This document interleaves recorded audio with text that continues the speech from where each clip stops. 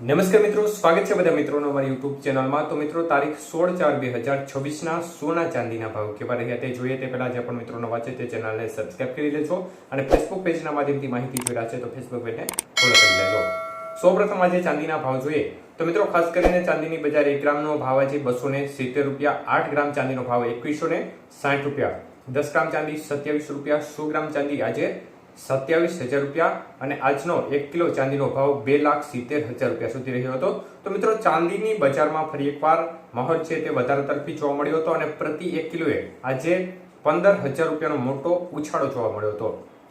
આજના 22 કે સોનાના ભાવ જોઈએ તો મિત્રો, આજે 22 કે સોનાનો 1 ગ્રામનો ભાવ ખાસ કરીને 14,245 રૂપિયા, જ્યારે 8 ગ્રામ સોનું આજે 1,13,960, 10 ગ્રામ સોનું 1,42,450 અને 100 ગ્રામ સોનું આજે 14,24,500 રૂપિયા સુધી રહ્યું હતું। તો આજે 22 કે સોનાના 100 ગ્રામના ભાવની અંદર 13,000 રૂપિયાનો વધારો જોવા મળ્યો હતો। આજના 24 કે સોનાના ભાવ જોઈએ તો મિત્રો, 1 ગ્રામ સોનાનો ભાવ આજે ખાસ કરીને 15,540 રૂપિયા, જ્યારે 8 ગ્રામ સોનાનો ભાવ 1,24,320 રૂપિયા, 10 ગ્રામ સોનું આજે 1,55,400 અને 100 ગ્રામ સોનું 15,54,000 રૂપિયા સુધીના ભાવ રહ્યા હતા। તો આજના 24 કે સોનાના 100 ગ્રામના ભાવની અંદર પણ 14,400 રૂપિયાનો મોટો વધારો જોવા મળ્યો હતો।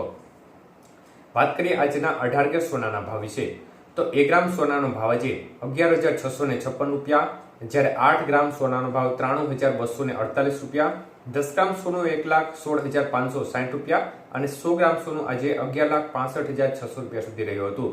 તો આજના 18 કે સોનાના 100 ગ્રામના ભાવની અંદર પણ ફરી એકવાર 10,600 રૂપિયાનો વધારો જોવા મળ્યો હતો।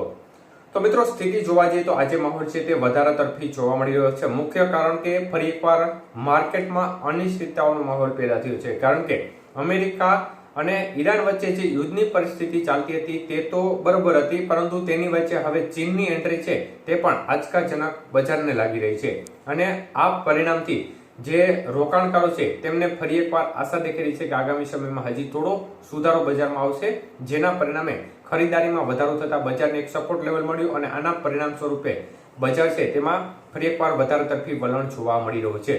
તો મિત્રો, ખાસ કરીને ચીન છે તે પણ આકરા મૂળમાં જણાઈ રહ્યું છે, કારણ કે હવે તે અમેરિકા સામે બાથ ભીડવા જઈ રહ્યું છે અને અમેરિકા છે તે પણ પોતાના તેવર ઢીલા મૂકી રહ્યું નથી। ઈરાન સામે તે ઝૂકવા તૈયાર નથી, ઈરાન છે તે પણ અમેરિકા સામે નમતું ઝૂકવા તૈયાર નથી।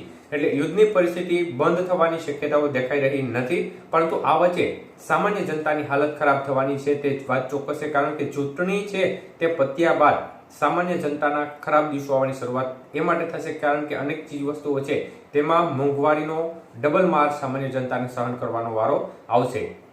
ધન્યવાદ।